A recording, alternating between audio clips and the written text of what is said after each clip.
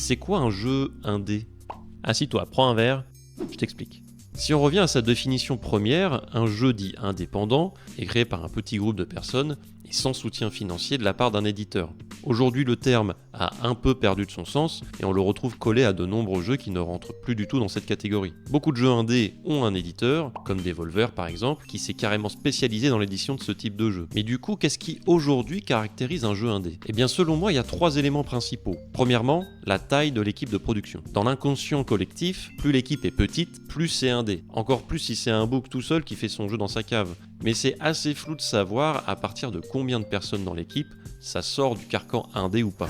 Deuxièmement, le prix que le jeu coûte à produire. Encore une fois, il n'y a pas d'échelle claire qui dit à partir de quel montant on sort ou non du statut indé. Clair Obscur Expedition 33 a d'ailleurs fait débat à ce sujet. Selon Sandfall, il aurait coûté 10 millions de dollars à faire, et beaucoup de gens se sont posé la question, à ce prix-là, est-ce que c'est encore de l'indé? Et avec cette question vient mon 3e point.